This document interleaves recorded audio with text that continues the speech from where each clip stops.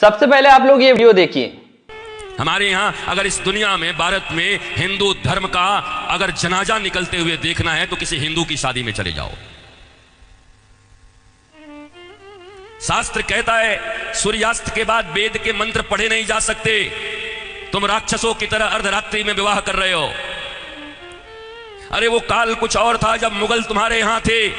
रात के अंधेरे में बहु बेटियों को उठाकर ले जाते थे, दिन के उजाले में ले जाते थे, तो रात में छुप छुप करके अंधेरे में विवाह कर दिया करते थे। अब कौन मुगल और कौन अंग्रेज तुम्हारे पीछे पड़ा है? क्यों नहीं तुम सूर्यास्त के पहले विवाह करते हो, अभिजित मुहूर्त में करते हो? वेद तो वही कहता है।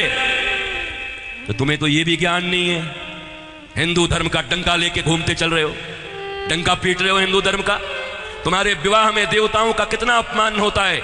अरे विवाह में दो प्रकार के कार्ड बनाओ। विवाह एक संस्कार है, विवाह एक यज्ञ है। अरे भैया खाने पीने खिलाने वाले के लिए एक दिन रिसेप्शन जो करते हो कर दिया करना, पर विवाह में बड़े लिमिटेड लोगों को बुलाया करो। अपने अपने परिवार, वो भी जो सनातन संस्कृति को मानते हैं, पवित्र रहते हैं। विवाह संस्कार में देवता आते हैं तुम्हारे द्वारा किए गए यज्ञ के भाग को लेने के लिए। अरे नाक पोंछते हुए, कान खुजाते हुए, पता नहीं क्या क्या करते हुए अगर तुम किसी को भोजन दो तो तुम्हारा बच्चा भोजन नहीं करता।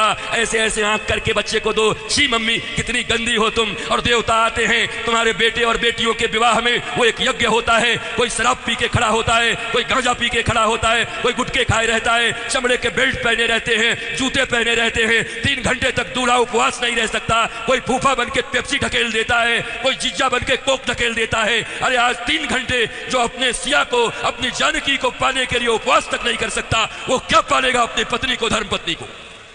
ये कोई विवाह है? ये कोई सनातन संस्कृति है? और इसी को तुम विवाह कहते हो। विवाह यज्ञ है, यज्ञ है। इसलिए हमारे यहां तलाक और डिवोर्स का कोई सिस्टम नहीं है। उनके यहां विवाह एक एग्रीमेंट है, आज हुआ है कल तोड़ देंगे।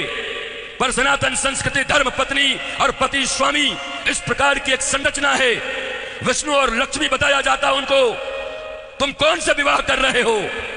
अंग्रेजों के पिट्ठुओं, अंग्रेजों के गुलाम बड़े बन गए हो। भारत के पैसे खा करके उन पैसों से भारत को यह दिखा रहे हो अंग्रेजों और पाश्चात्य संस्कृति की तरह विवाह करके साधारण भारतीयों के मन में लोभ उत्पन्न कर रहे हो।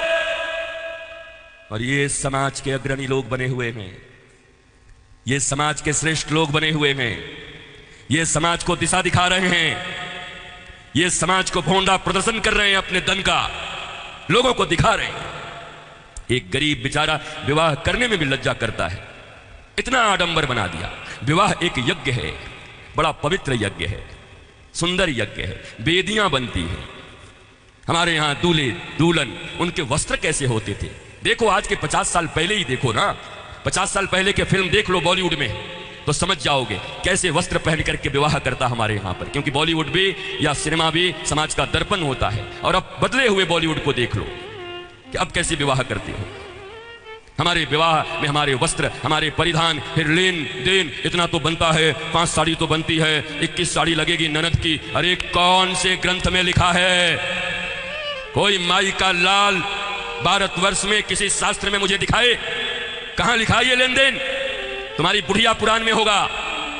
लोभियों के बनाए गए कानून, लोभियों के बनाए गए नियम।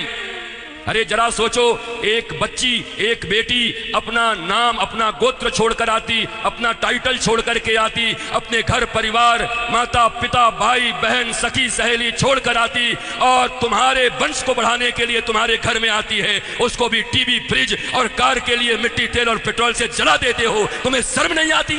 भारतवर्ष में जन्म लेकर बैठे हो। तुम्हारी बाजुओं और भुजाओं में अगर शक्ति है तो अपने पैसे से कार खरीद लो, अपने पैसे से फ्रिज खरीद लो। क्योंकि छोटी छोटी बच्चियों के पिता तो बचपन से उसके लिए खिलौना खरीदते रहते हैं। जब छोटी रहती है 5 रुपए का, थोड़ी बड़ी हो जाती है थोड़ा और बड़ा, थोड़ी बड़ी हो गई साइकिल खरीद लिया, थोड़ी बड़ी हो गई स्कूटी खरीद दिया, और बड़ी हो गई अच्छे घर के हैं कार खरीद दिया 5 लाख का। और एक दिन फिर जा करके 5 करोड़ में एक गुड्डा खरीद के ला के दे दिया। तो खरीदे हुए सामान की जो इज्जत होती है वही दूल्हे की भी इज्जत होती है। दूल्हा बिकता है, बोलो खरीदोगे?